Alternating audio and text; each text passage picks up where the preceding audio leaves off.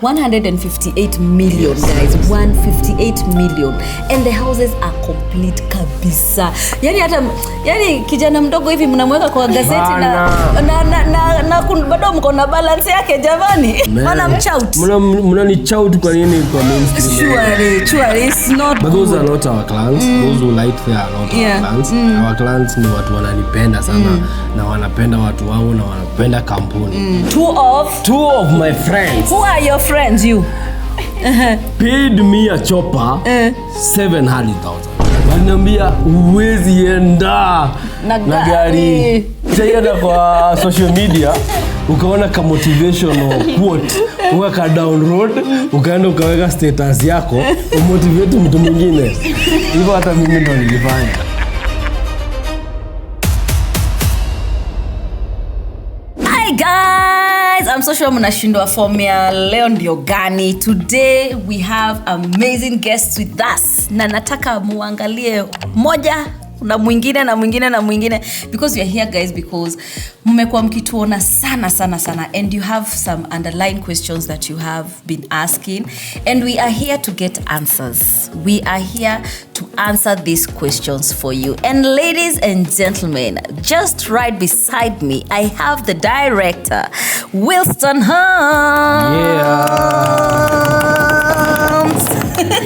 Kabisa. Kuna watu wanaulizanga kama unauzwa. Wewe tunaweza nunua. Officially is yuko soko. A proud mother of 3. Listen, I love them as my clients. Yes. And I love them because they support the brand. They have been there to showcase what Willstone has done. Na tunawashukuringi sana. Without them, they wouldn't be Willstone maybe. True. So tell us, why Willstone Homes? I would say Willstone is a well-known real estate developer right now. 8 years in the industry, now turning to 9 years this year, 2026. Having done 19 projects, that's a great success. Also, we are known for delivery. You know, in the past, so many companies were not able to do what we are doing today. So it's not something we pride for too much, but we pride for changing lives for those clients that believe in us and those who invest with us and giving them much more importantly the value of money. And again, I would say we're also known for having projects in a very convenient places, like where we are today. I think accessibility, when we talk about security factor and amenities around our estates, I think that is why we are the developer of choice. As of today. And we call it home. So because it has been home for thousands of people. Right now. Juzi nini tukakuona kwa gazeti pale tena. Munanisoma. Kwa gazeti mtu wangu. Munanisoma. Leo nimekuwa abli na I will say different levels of life have different challenges. Why I say this is because I don't know who is this that we cause panic to. That because I'll tell you the things we are accused for, like having court cases in courts is not news. Anybody doing business in Kenya experience such moment, and disagreement in business is normal and very. It's an every most of the days you will have disagreement. Try solve it amicably within. But if some parties feel unsatisfied, I think we respect the courts. And that is where there are structures in the court that says if you disagree with somebody, come. We listen to both parties, we make a conclusion on who is right and who is wrong. And that is what the paper was saying about. There was that thing that I won't talk about because it's already something in court. Like they said it's true. Ako kotini. But just a nutshell of it. Nyumba ilijengwa, nyumba iko, title ziko, kila kitu iko, ni formalities tu. Na tutatatuliwa na koti na itatupatia ushindi if possible. We are very hopeful. So next time tukijipata kwa gazeti tusipanic. Don't panic. I've told my clients couple of times now. every time we go for the site clinics, nawambianga hii kuchapwa wasichapangu sababu you know people did not know Kenyanjui over 10 years ago. Why? He was a nobody, maybe somewhere deep down in Murang'a County. But again, because of their favor to invest with us and God's favor in the business, Kenyanjui is a household name now. Every developer who is coming in the picture must talk about Willstone first, because we've breached those things that they thought maybe were not possible. Our friends, not just those enemies that we can talk about as enemies per se. Our friends who told me we couldn't survive 3 years, 2 years, 1 year, nipatie 3 years, nipatie 5 years. But again, if that is a close friend telling you that, what do you expect your enemy will be discussing about? Lord, yes. And again, I would say we have a very bad culture sometimes in Kenya, as Kenyans, because I'm one among them, of wanting to bring everybody down. But again, we forget easily that me building, even if maybe it's a competitor doing that, they're not selling to everybody. Has their own clientele. Yes. We have thousands of people doing what we are doing right now. Clients wa Willstone ni wa Willstone. Wa uko kwingine ni wa uko kwingine. Everybody has their own niche in the market. I don't see the reason as to why we cause panic to some people.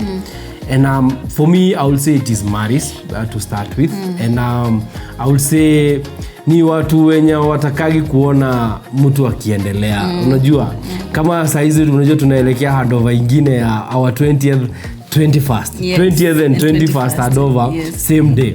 That is 71 houses in Elgon and Lenana.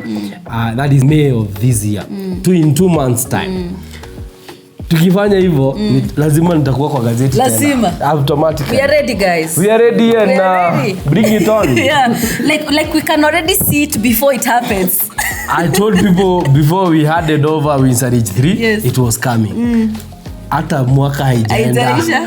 Ndio hiyo imechapwa. Sasa watakaa miezi kaa 7, 6, 7, 8 hapo wanichape tena. Kwanza nikitangaza naenda majuu. Sijui wanafikirianga nini. Naendeaga majuu.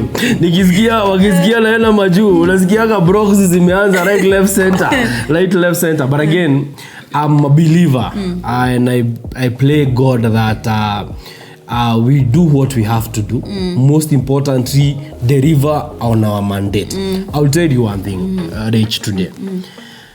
Nobody will ever convince me in my sane mind that kuniweka kwa gazeti ama kuweka Willstone kwa gazeti ni kusaidia client mwenye already yako kwa transaction. I want to break down to you today. This is what happens. The reason as to why marriages are brought to companies is to bring the company down. You get that? Yes. Tuongee tu kweli ya roho itutoke. If you put me on Daily Nation, for instance, or any other paper, or even any other blogs, you cause panic to clients. So what happens? They fail to remit their monies, or they fail to adhere to the contract. Yes. Is it? So if they fail to adhere to the contract, the company is not well able financially. So the company will struggle to build. Tentatively, client will come to the site and see no progress have been done to their respective houses. Would you expect that client will pay? No, they won't pay. Is it? So what happens? The company becomes unable to complete with its mandate. Houses are left as they are. Whichever level of construction they were, they are left at that particular point. Who suffers? Automatically the client. You get that? How is putting me on the Daily Nation or whatever paper beneficial to the client? Actually, you should come and ask me what is happening so that we try and reason out together so that you help. If your intention was to help that client, you help that client get that house easily. You get that? And that is why I keep on telling people, you might say everything, but the bottom line, my contractual obligation is between Willstone and the client.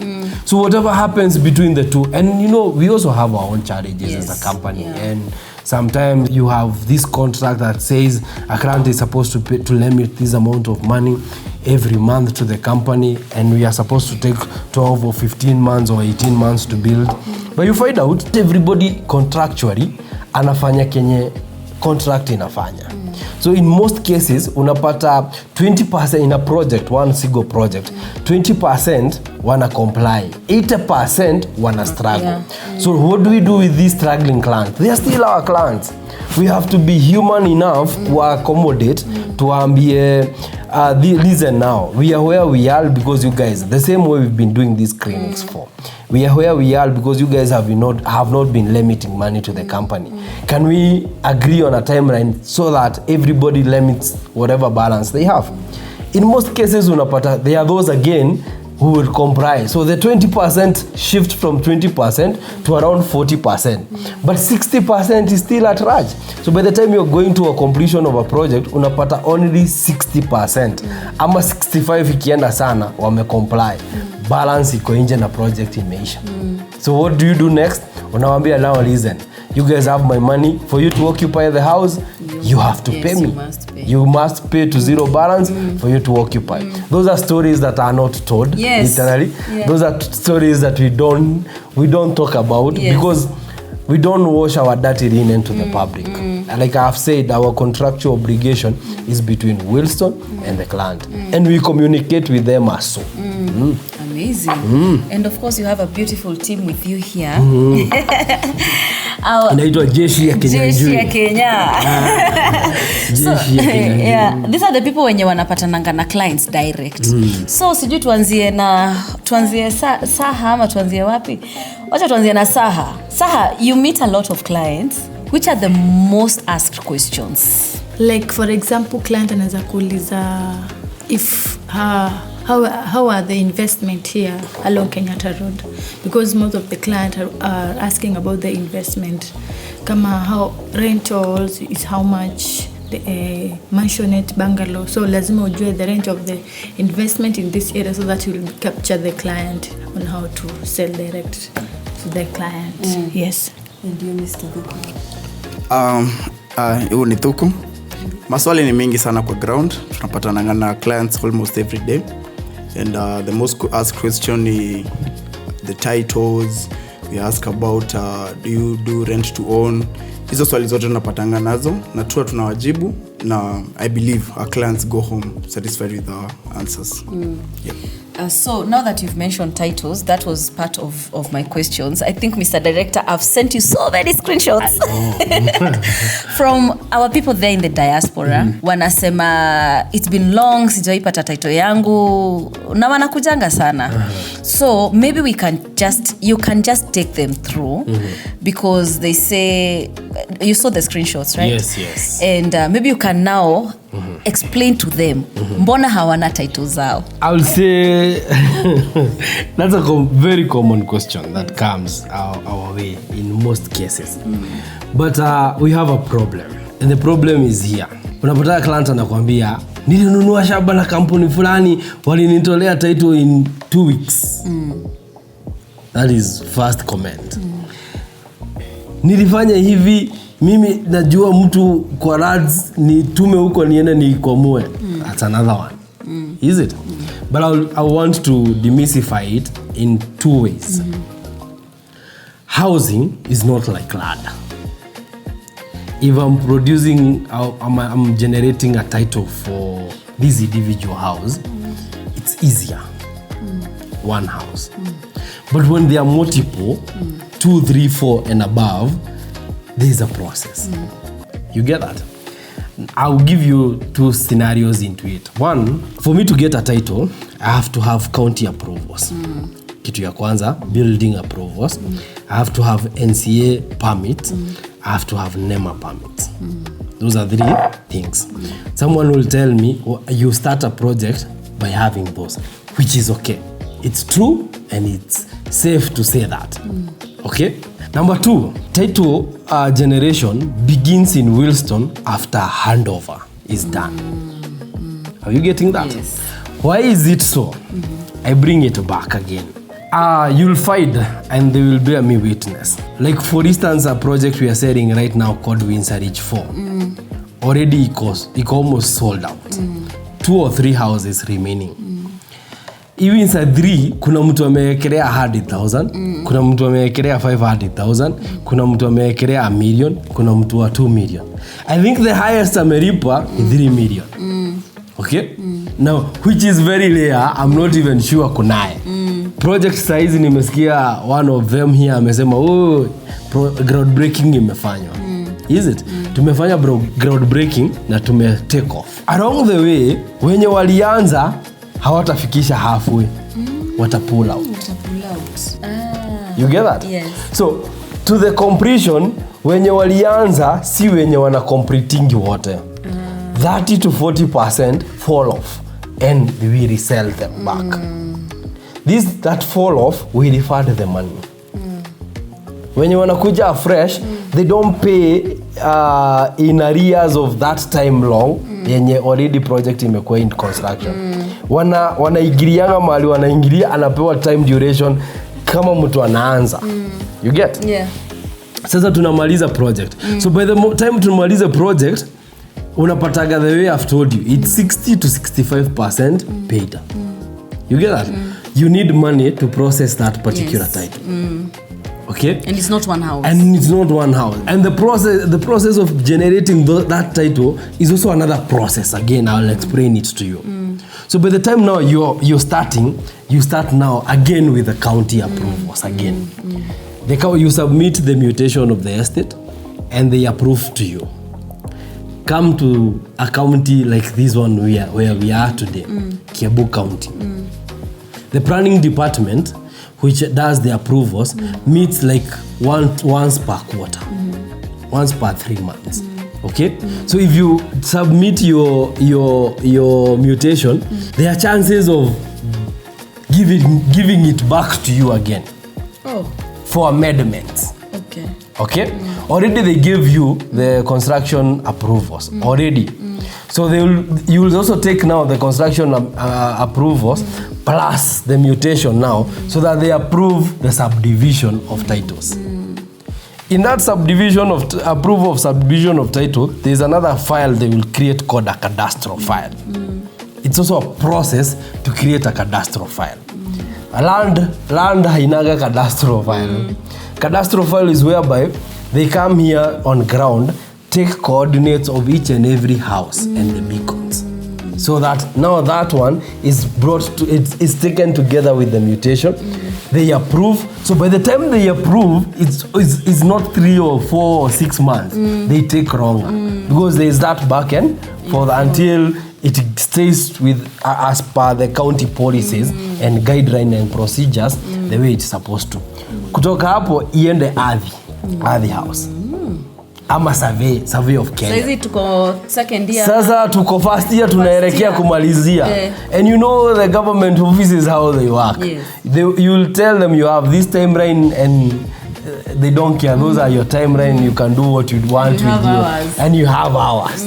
So unaweza pata document imekaa kwa meza ya mtu mmoja for duration. So 6 months hivi. Unajaribu kuipusha na kwambia I'm working on it. Hii process pia iko na facilitation. Kuna invoices zinatoka unalipa. Kuna invoices zinatoka unalipa. So by the time I peak, ile bado unasukuma ile pesa haijalipwa, ilipwe ndio pia iende ku facilitate this other process. Ndio sasa after that title inatoka into Willstone's name kwanza. Each house to Willstone Homes. And then Willstone transfers to you now. That process is not like ya shamba. Ya shamba ni subdivision title do hizi zote shikeni. But the process ya nyumba ni and what we give gated community are not subdivided titles. We give sectional titles. Sectional title is one of the safest title we have in town. And I keep on saying that because I can ascertain to that truth. In most cases, this sectional title has detail by detail. Lazima iingizwe kwa system. Detail by detail. ndio at the end of the day ikitoka. That is why haujaisikia kuna list title kama 3 zinasoma land moja. But freehold unapata kuna freehold kama 10, kila mtu akona title na imesainiwa na ni ya one person. Yeah. You get? So that is why I always and that is the same reason I say we went to the sectional title.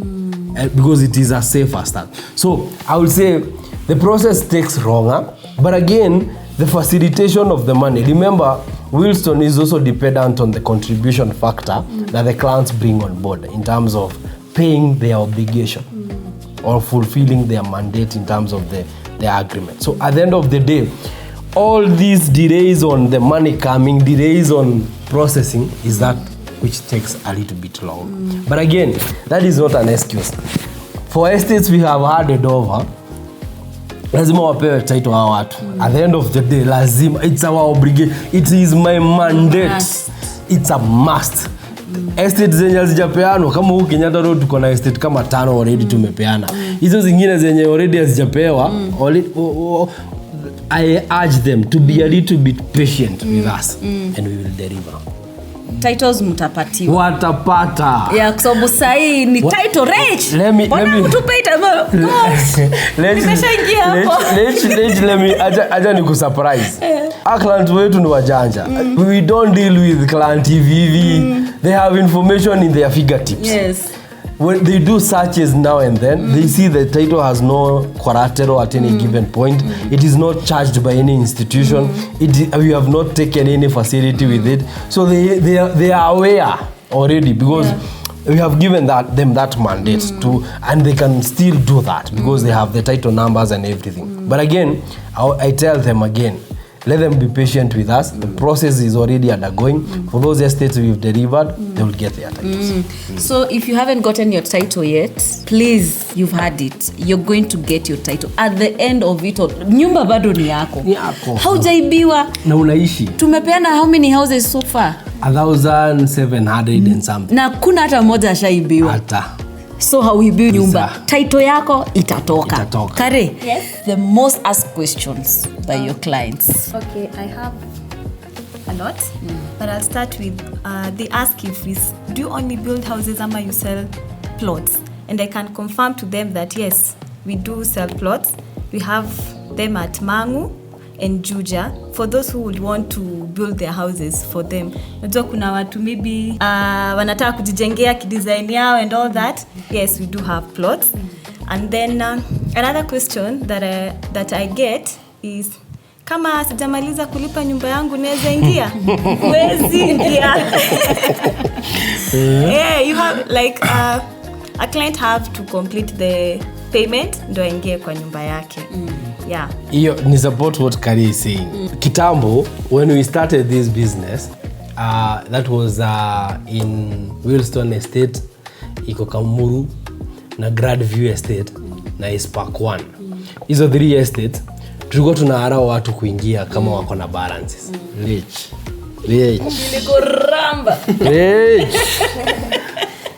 Let me tell you. The last person who paid an estate we had over 8 years ago, alilipa wa mwisho 6th year, 7th year. I swear. They know. They know. We've done those meetings in their estate. Why? Because you people will come with genuine concerns. Akwambie akinyanjui unajua. Na wengine wanawekaga you know when you cry before me, I'm human, I'll bend my rules and I'll accommodate you. Hey bwana amenifukuza na mimi na watoto wangu baada niende ni rent nyumba nyingine 50,000. Si 50,000 niongeze pale kwa installment zangu, waniruhusu niingie nikulipage zikiwa mingi nilipange haraka. Unamkubalisha. Mwingine anakuja na kuambia bank nimesukumwa sana na loans bla bla bla, nataka unikubalishe at least nipunguze burden ya rentals, nikuje kuishi kwa nyumba yangu, nikulipe aka balance kingine teke hata tuandikanie 6 months. Wewe sababu huu ni client wako na mmefanya transaction ya pesa na yeye, si utamruhusu? The moment they get in there, anakulipa month 1 na month 2. Kutoka hapo anajua ako na rights. anakwambia we call this house, you cannot do nothing. Uwezi mu-evict. Hautaki drama za social media pia. So inabidi uume a humble pie. But again, we realized we are too business haitakagi emotions. Ukiweka biashara emotions kwa biashara umeharibu. So that is why now we said if you have not finished payment, don't occupy. Nyumba ni yako ionage hapo. Kwa karatasi kwanza kibank tumalizane uingie. Yeah, and I think I can confirm that because the other day tulipeana Windsor Ridge 3 and how many houses there? 39 houses. Size imeokipewa wangapi? Less than 10 houses. The rest nyumba imeisha, but the truth is hawezi ingia kabisa. So you can imagine you have a house somewhere but you cannot. Wanatembeaga weekend Saturday wanaleta jamii, wanaona wanarudi because you cannot occupy that house paka umalize balance, because iko na balance kubwa sana. 158 million, yes. Guys, 158 million and the houses are complete kabisa. Yani kijana mdogo hivi mnamweka kwa gazeti na bado mko na balance yake jamani. Mama nataka kulipia high blood pressure mama. Hamna huruma. High blood pressure last born. Na washauti wangu.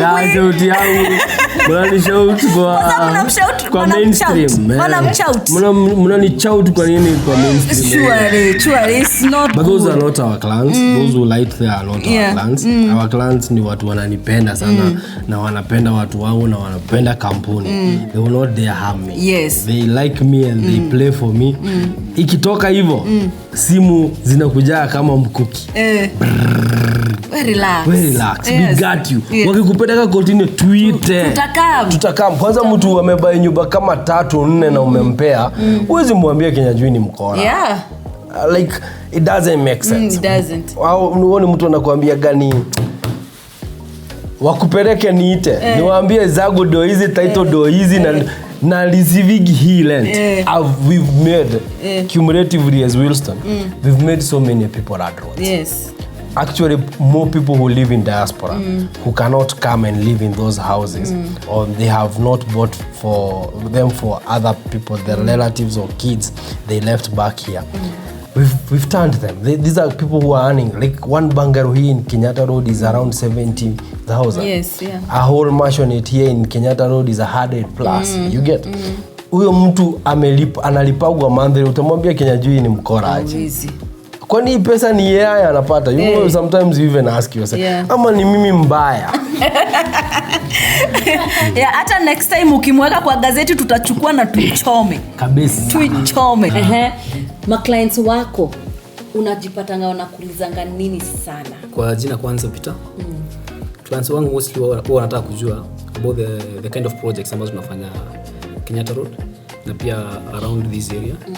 So mostly tunakuwa na off plan, tunakuwa na ready, tunakuwa na ongoing projects.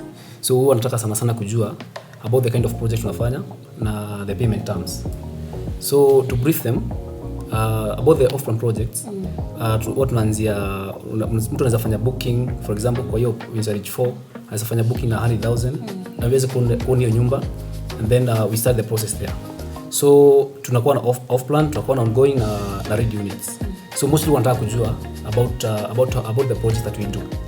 So basically mtu anaanza process pole endelea kulipa pole then on ongoing projects pia tuko na ongoing projects ambazo wote tunawaelezea. So wakiniuliza about the kind of projects we do, na take through those payment terms. For example, to make them understand more, tuko na payment plan ambayo ina stretch to a duration of 18 months. So kuna malipo ya pole, so we brief them about that.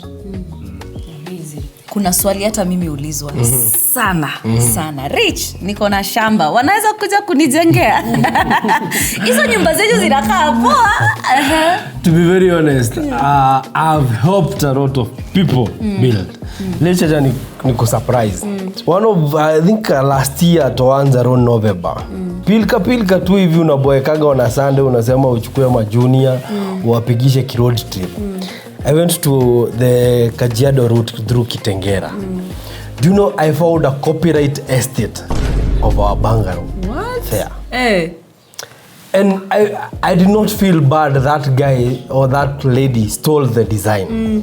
I felt good. He saw something good in the design. He decided to replicate it. I have so many clients who've called, nataka hiyo design ya hiyo nyumba yako nitakujenga na huku kwetu ushago. I want to build my mom that design. Can you help me with it? We've done that. But on plot ndio tukujengea. Hapo kidogo inakuwaga na utatanishi kidogo. Unajua project ikiwa yangu niko na hapa hand. Shamba ikiwa yako sina hapa hand. Unaweza nifukuza huko any day any time. You get? And again because with construction sometimes it is tricky to balance between, because you're beating two things. You're beating the inflation and the time right. So it is difficult to balance between umenilipa X amount of money nimejenga Y amount of construction. So kwa hii balancing unapata hata mimi nimeinvest pesa yangu kwa your big construction. So I'm not sure or certain I can get the money back when I'm evicted out of the site. The site itself. So we it's a tricky thing. We thought of starting it, but again kidogo tukaona bureaucracy about it. It will require a lot of legal caption. Yenye itakuwa imeni safeguard na ime safeguard client at the same time. But again, I believe there are so many other people who are doing that. It's something that for now, no, we wouldn't dwell in it. Nasemaga there's everything for everyone. Au wenye wanajenga hivyo wafanye wako tu sawa, hata sisi tujenge gated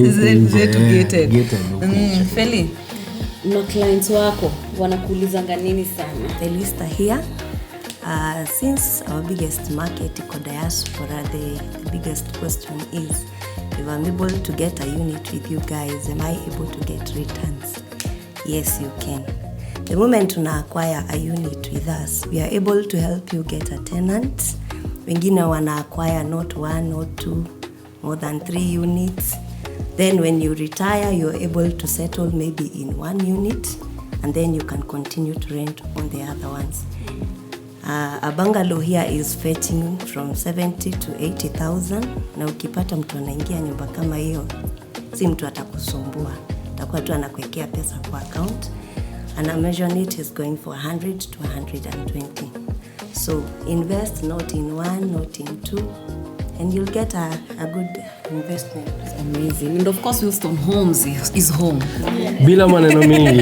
It's home. Willstone Homes iko home kabisa. I was telling someone the other day. They orchestrated articles lined up to fight the structure which we do, which is the off plan.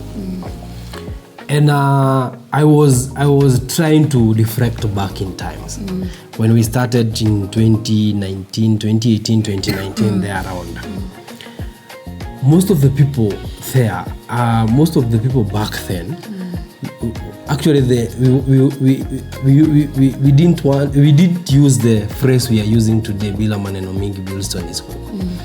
The phrase we started with was, we are healing the nation, one home at a time. Why were we using that? Healing the nation was a bigger statement, but it had a deeper meaning.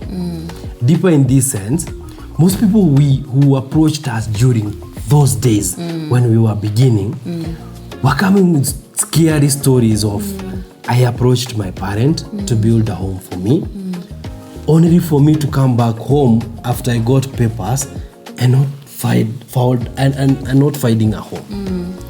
Money where they went to, they don't know.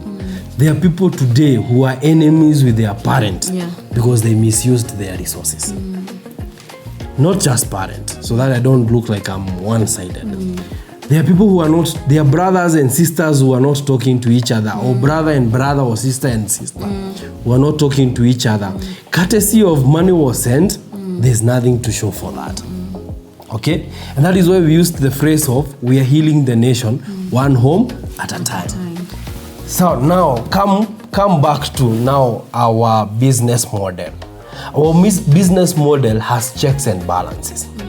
For those people who are in diaspora and they are not able to come here, they send representative to come and view on their behalf, for them on their behalf. But again, we leave transactions to be between the company and the client, no third party. We've had also some other scenarios whereby money is sent to third party and they fail to remit to the company. You get that? I was very heartbroken when a client came unexpectedly. Went to one of our sites we have in Kagudo Road, I won't mention which one.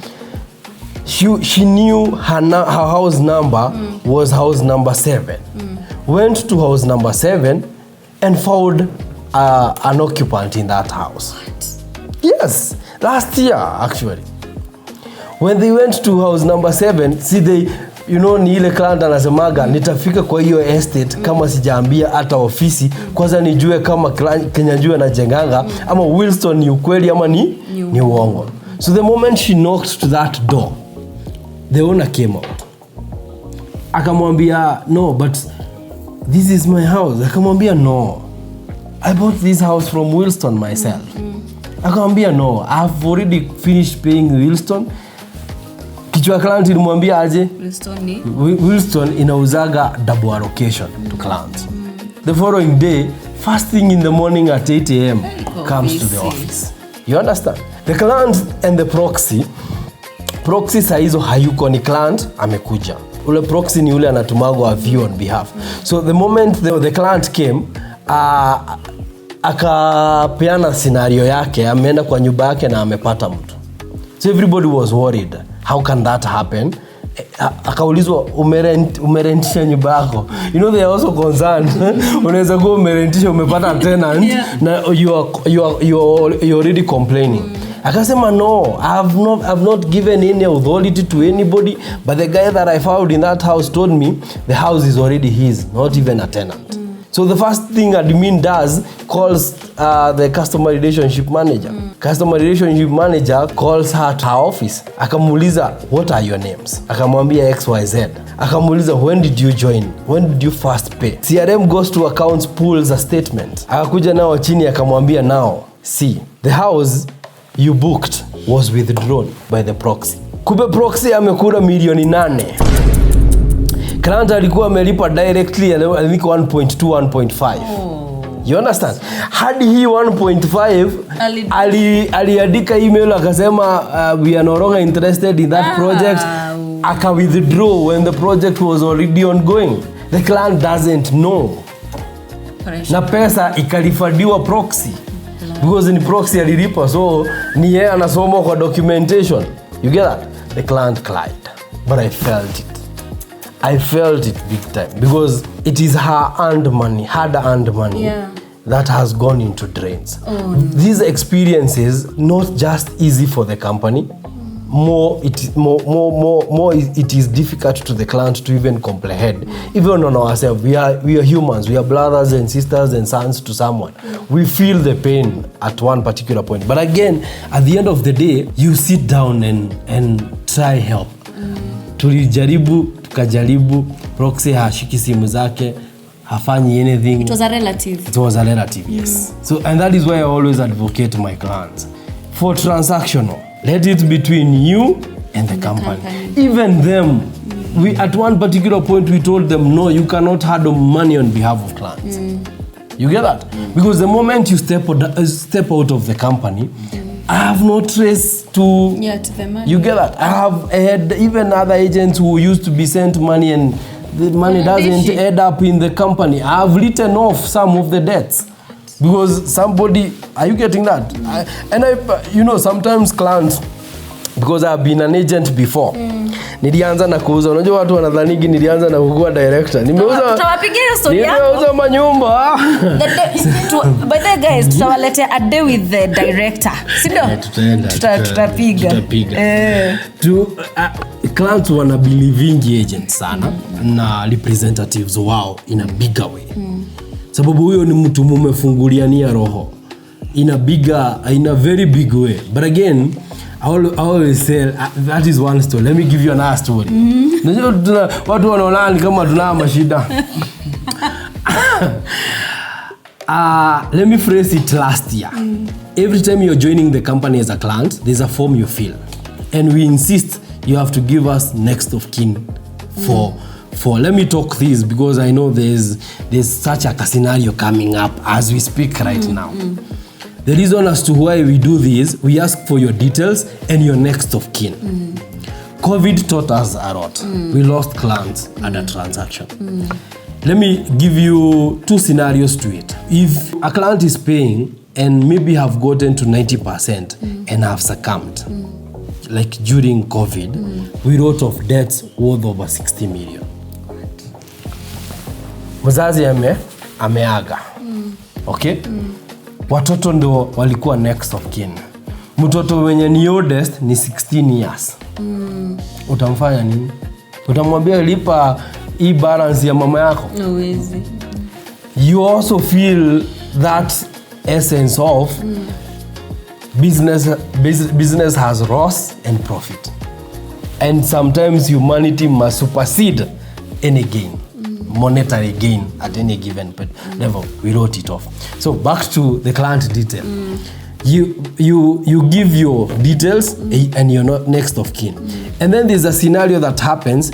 The parents loses the fight. And she or he is no more. So what happens? A sister cannot come and claim the property. The client had left clear instructions that my next of kin is XYZ. Yes. You get that? So the only person I'm supposed to expect on the table is the XYZ only. You get that? Anybody else is not my concern. I'm obligated by paper that in a scenario like, for instance, God forbid, if Kenyanju was no more today, I think I have instructions everywhere who my next of kin is. Neither my brother, my sister, or my cousin would come and Claim. You get that? If I choose to do my kids, it's up on me. If I choose to do my wife, it's up on me. You get that? If I choose to do my mother, because I've seen so many people, I've had people who even do not trust their blood relative. They put next of kin as a friend. This is my friend, let him or her handle my estate when I'm normal. You get that? So these are challenges we've gone through the business in a bigger way. We've seen and we felt them, and sometimes they leave dirty marks to us. Because ule mtu alikuwa amekuja kugrab vitu, na unajua watu people have no emotions out here. Mtu hata na ujazikwa wameshakibia wameitisha tunajua alikuwa na nyoba huku na huku na huku na huku, na wewe hauwapii kwa any of the details or documents given by the said clans. I will not have a conversation with you, and we have not had conversations with them. You get that? So there are a couple of challenges here and there, but again we live to experience them and take them through each and every day. Our documents are well structured to cover both ends, so that because if someone chooses to be mischievous, we also have a way to curb that and give justice to whomever deserved that particular. Wow. Amazing. So it's safe for me to say, or rather to tell them, they should not do any transactions with anyone if it's not through the company. Even myself. Yes. I always tell them, don't send money to me. Send money to the bank account. Yes. There you have traced both ends. This and this day, I paid this much. We will go and print out the statement, the bank statement. This day, what time? Is there that money? Yes or no? You get that? Because if you start telling me I sent my sister and I sema mimi na wewe ni brother, tununulianie property, si mimi ni kama juu, ni kutumiage pesa, wewe na wewe documentation uliandika wewe peke yako. Mimi si yuko kwa documentation. After handover is when you're saying, but nyumba ni mimi nimelipa. So title ikuja ikiwa jina yangu. But wewe hakuna hata shilingi moja umecontribute. Oh my God. It's happening. Here in Kenyatta Road, it has happened a couple of times. Kagudo Road, multiple. Oh my God. Multiple. Abdara helps. I think being in this attire, you're telling the truth. There's a spirit of telling the truth. You speak the truth. You speak the truth. I know I respect our Muslim brothers. Yes. And kuna how they live by the script. How they are very truthful. Yeah. If I wasn't a Christian today, I would be a Muslim. Oh, wow. I love their consistency in faith. Yeah, so guys, you've heard these things do happen. Actually, right now as we speak, I think he's handling one of my clients. Ali come through me. That is what happened to her. I think alikuwa anatuma pesa kwa wazazi na brothers. Akakuja akapata zote including gari yake uliuzwa. I'm not saying parents, not all parents are bad, not all brothers are bad, and not all sisters are bad. Yeah. But I also want to give you another scenario that happens. Sibling rivalry and sibling jealous. Ni jealous. Jealous tu. Tuseme tu. Kiwivu ni tu. Kiwivu tu. Unapata a brother wala sister ako majuu. Proxy yako Kenya. Sister amempigia brother amempigia amwambia aje nimeona hizi nyumba hapa na hapa. Willstone wanauza pale na pale na sijui mbona hawakusema na it has happened to almost all of them. Edo unione. Huo brother atawaipatikana. Hizi. Haverigi time. Haverigi kukuja kuona. Anamwambia wao watu ni wakora. Anaangusha sale.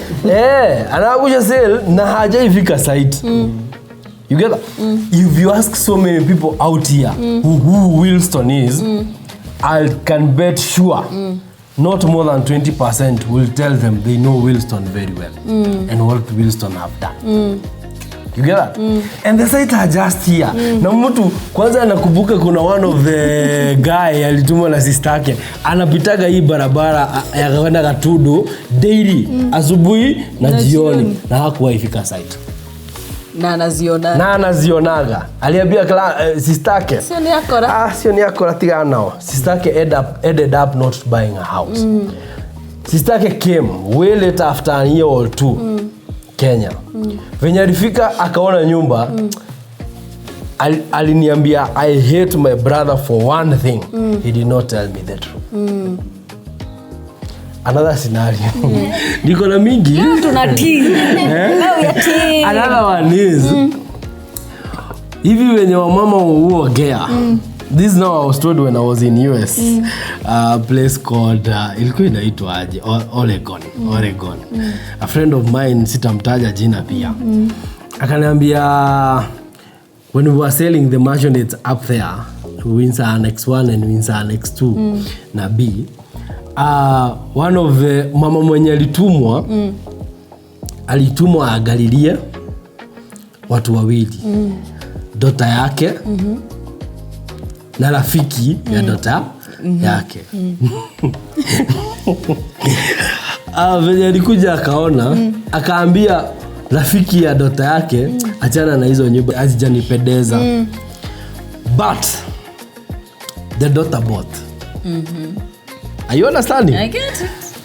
The daughter bought, but the friend did not buy. And the friend realized later the daughter has a house. Yes. Same place she was interested in. I'll tell you, the quarreling that was there is beyond. Why did you? That is why I sema pale wivu imekosesha watu. Yes. And this usually happens mostly with our diaspora clients. Unapata mtu ashanunua, and that is why wengi washanunua na sisi they don't talk. They will never talk. Mtu anajiekeaga hata asikie mki Willstone ni wabaya hii niliona anasema nyinyi ni wabaya ni sawa niko nyumba ya 4 na ni wabaya niko ya 4 na naokota rent. Are you getting that? Because when those who talk, those who are so talkative don't get a chance to comprehend information and understand that beyond the talks there's the confirmation factor. You can come to the ground and see what we've done. Yes. Houses cannot be hidden. They are here. You come day, night, you will see them. You get that? So they end up not buying, not because they couldn't have afforded them, but because they had a friend who talked ill about it and they pulled back. And then by the moment they come to realize, like I was telling them in another meeting we were, I think our usual routine meeting in the office, the people who are buying properties right now and last year, 2025 and 2026, are people who came here and found a bungalow at between 5 to 7 million. And they agreed to it. Why? Huo mtu aliogopa ikiwa 5 akaona ni kama unaona ile unabiago ni pyramid. Hiyo ndio project yao ya mwisho kufanya, wanaaguka sasa. Akaogopa. Tukajenga hiyo na tukajenga ingine na tukajenga ingine, akaona hai nilidanganywa. Akakuja kuwekelea, anasikia uoga tena anatoka. Sasa hii after ameshakuja tena, ameona hai hata kama ni kuanguka acha waaguke nikiwa ndani. And that risk factor is what makes them get the house. You get that? Because I always say my lifeline has been in construction, just like them, they have chosen that. Sahi Kinyanjui, young as he is or old as he is, akitoka real estate anaweza enda wapi? First and foremost, I have a reputation to safeguard. Saizi mimi Kalia anaweza toka ama Elika anaweza toka aende na ajiriwe mahali kwingine. Is it? Kinyanjui anaweza ajiliwa na nani? Mimi kwanza nikienda kuuliza kazi nitakaa mimi ni mkora kwanza. Uliangusha yako unataka kuniangushia yangu. Are you getting that? And actually for people to understand very well, you know, Willstone is not just the Willstone they see. Willstone is a bigger group.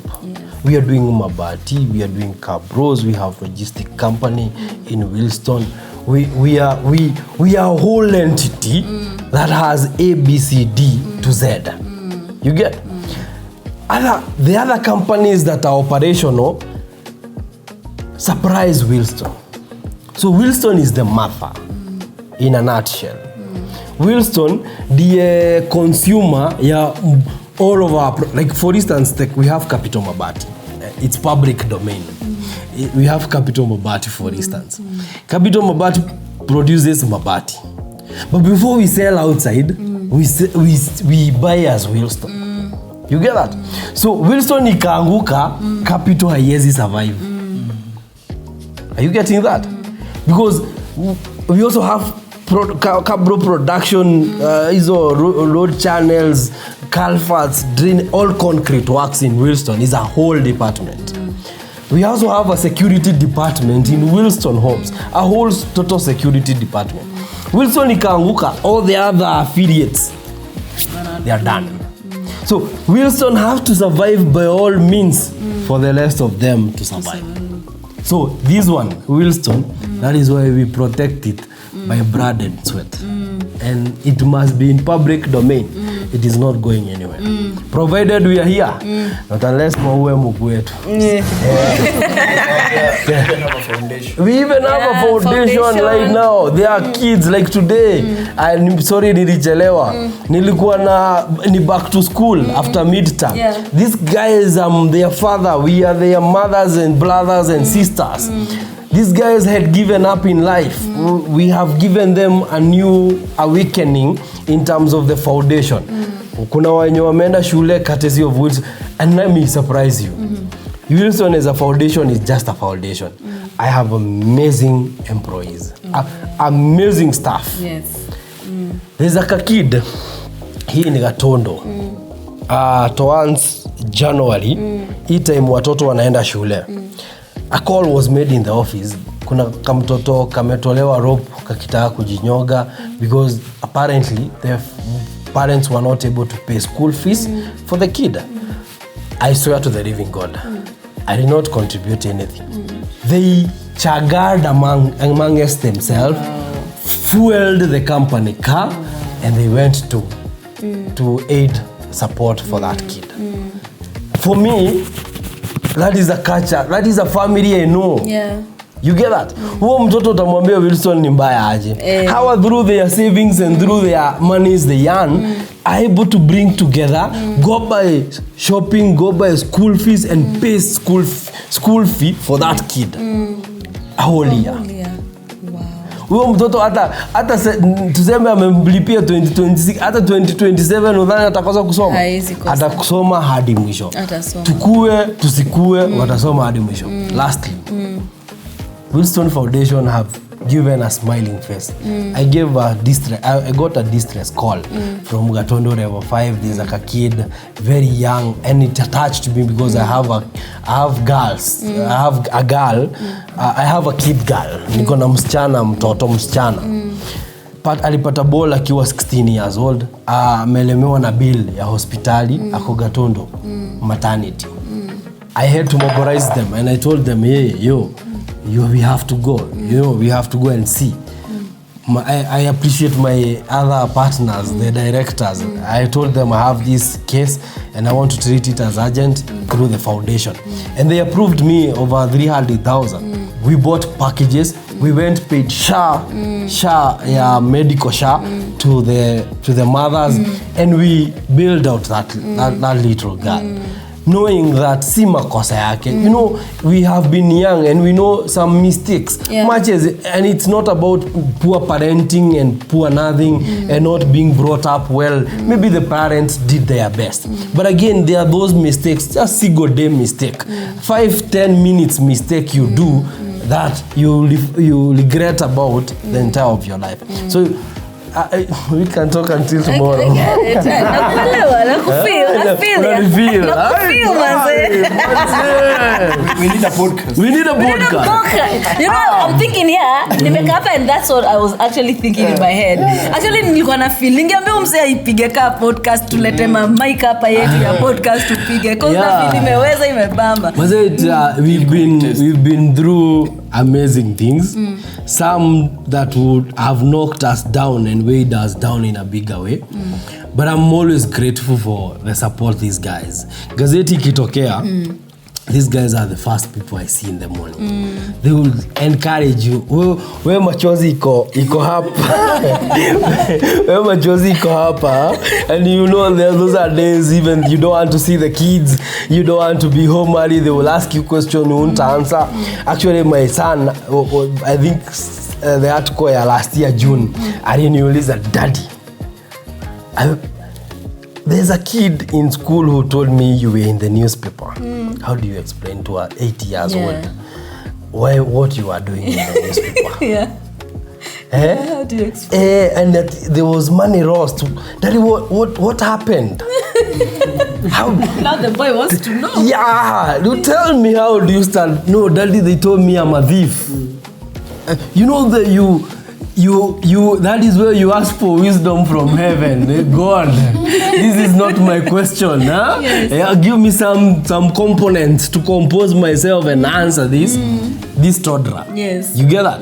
Because he deserves an answer. Yes, he does. Either way. Yes. So that next time someone talks ill about the father, it is his concern.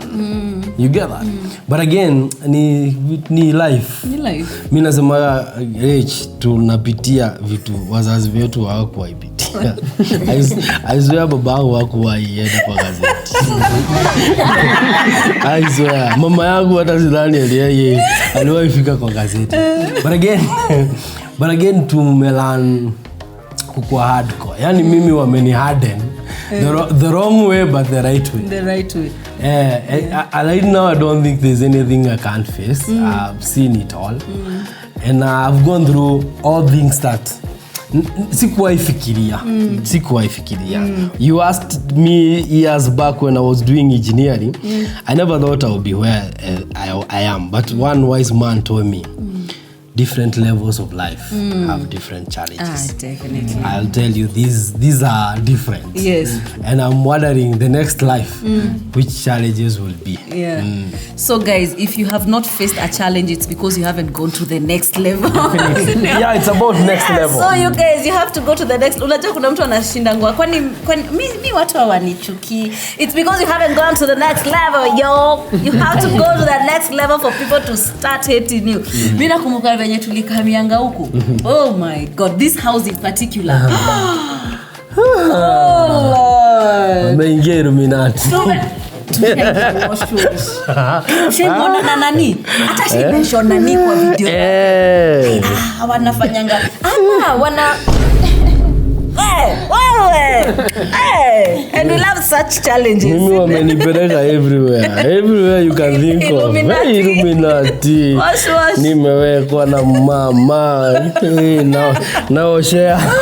Naoshea politicians pesa. Ukienda Maju naenda kuosha wazungu. Maju naosha wazungu. Hey man. I'll tell you, it's something that ujaijisoma ukashaga ni mimi na anaambiwa hapa. Is it me they are talking about? Yeah? Because they are telling new things about you don't know. I don't know this about me. I don't know this about me. The other day they said I'm very flamboyant. But is it a lie? Is it a lie? Let me. I saw you. You saw me. I saw you. Let me tell you. Lech tumekula shida sana when we were growing up. Yes. Unfortunately, I grew up. We were not very well up, but we were not poor. That one, I must give credit to my parents. Yes. It was their resources, not mine. We were not badly off. Most of these wameenda kwa madhe. They know me beyond the job. And mom was a teacher. My dad was an engineer, though he passed when I was 6 years old. But mama ameng'ang'ana sisi hadi mahali tumefika. Actually, if they know how much I treasure her, sometimes wamesema niko flamboyant, but yeye alishangaa niko flamboyant aje. But I will tell you, I have friends. I've made friends. And I've met friends in this life. Some very bad, but some very good. Acha ni address you a flamboyant. Address you. I had a ratio 2 years ago. Almost 3 years ago now. And mimi sasa nikioa hukuwa na bureaucracy sababu mfuko pia haige arao some flex. Hata ratio plus nilikuwa na kama mindset car. I can't do something that niende kwa AG nini. Mimi si believe vitu kaa hizo. My personal belief I kai hivyo. So si mimi nikapanga ratio. Actually hao ndo walinichocha. Hawa tu my staffs wakanichocha wakaniambia bazu anza group tupige kafanya group. Hey me, I have never seen such love. People contributed even beyond client wenye walikuwa nasikia na hao wakisema dived in. Two of my friends. Two of my friends. Who are your friends, you? Paid me a chopper 700,000. Waliniambia uwezi enda na gari. This is your big day. You people are going on road, eh? You guys are going by road. You go by here. But because these friends are not too much on camera, they disguise a lot. So it's hard to trace. Mimi ndio tu naonekananga ni kama napenda sherehe, napenda maisha extreme, eh? So they managed to hibernate. And actually, I thank God that thing then did not go viral. You get that? But the multitude that came to that, every people we are in the same industry with were there. Like it wasn't a secret. You get that? Na ikakua. That was my first day in a chopper. You get that? We have clients in diaspora who keep on calling us. Like right now, I know I'm supposed to travel between April na August. They are around. I'm supposed to have several travels. This is a meet and greet. These clients have given you money. Go familiarize with them. Let them feel you, feel them, have a conversation one-on-one, tell them about their investment and then come back. They also call group of people. You go meet, present to them, and they buy. So every time I go there, I don't go si holiday, naenda kazi. Ni boka. Na nimeenda boka na lazima ikuje na mazao. Board nayo inasema tumetenga. Lazima ukuje umetenga biashara hiyo side. So we most these things we will go, and that day I think we fried I fried the first class. It was my first class actually. I went to book for a flight. I was going to a burial of a client of mine in UK. May she continue resting in peace.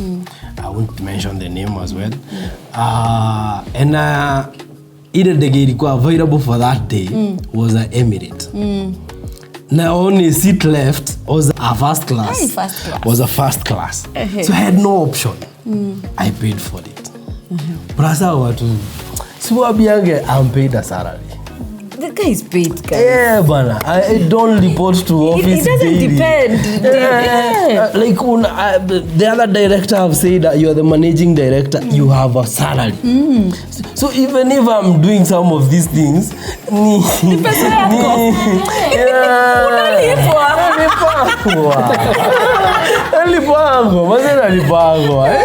like seriously nalipango.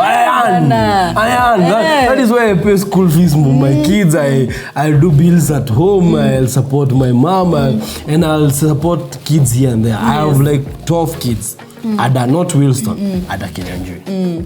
Some in university, some in high school, and some tunapambana na vitu zingine na wao. You get? So also part of me also does the CSR because in that podcast we'll ever do, I'll tell you in one time in my life, my mom did a harabe for me to go to school. Yes. People in my village know. And that is why I help that village. What? Yes. Wow. So why not me stretch a hand to a needy kid? The parents there contributed that harabe. They contributed 40,000 back then. 2010 December there around. They contributed. That is the much kijiji mzima ige to contribute. No, they tried. Actually, leo hii ndio najuaga they tried their level because they needed to see the kid. Plus I was a disciplined kid when I was growing up. They used to love me, so they had to make sure and that is why I support that village so much. But again, away from that, back to the flamboyancy. You see these narratives, I will not come. I'm not a content creator that will come and say my friends want me to be a chopper. Like that is not information. Or if they see a post and naone imeweko and then they think like juicy, I don't know whether I should give them this bit. I know they've seen it. Wanagojea tu. Tupe. Another time we met as friends, one friend said, nataka kwenda Nakuru home. I've not been there. Akatuambia hapo, by the way, kuna bishamu ananipea chopa. See, you guys are well tuende. Wewe utakataa? Siwezi. Wewe ride ya chopa si ride ya daily. Siwezi. Is it? Siwezi. Bishamu anatuende, no, a very well known guy. Asema mzee si tuende Nax mzee. Kenya uko aje Sunday? Nikamwambia mimi niko game. Nipageni niambie chopa ride. Niambie nipageni niambie. And we went na akafanya Kenya alikuwa anaenda kufanya and we came back. Actually annoyingly niona besti ame screenshot ya. Yani umeanza kuwa show off tena. Nikashangaa honestly. But you obviously see mimi. Nimekuuliza unaanza kutupatia highlights of vlogs. Kuna several of them wamekam ganging up on that. Anambia hey utatandikwa tena. Wapatie tu highlights. And I'm like okay. Mimi nilipost miguu tu. Director we don't care. Unajua ushaenda kwa social media ukaona ka motivational quote, uweka download, ukaenda ukaweka status yako, umotivate mtu mwingine. Hivyo hata mimi ndo nilifanya. Hatujali. We don't care. Bora ulipata chopa. But those are friends. I have good friends. I've created a good network of people. people who respect and people who always involve me in their things, like just like I involve them in my own things, and people will advise me when things are wrong. You know, I'm not a one-man show. I listen to so many people. I hear of their advices. I pick what is important, what is not important. I let it floating, and that is why maybe we are where we are today. And guys, we are coming to the end of this. Never apologize for being rich. Sema hivyo. Sema hivyo wewe. Sema hivyo. Wewe sema hivyo director repeat after me. Never apologize for being rich. We are manifesting. Yes. I manifest to be rich, and I will not apologize for being rich. I am rich and I am stable. Life is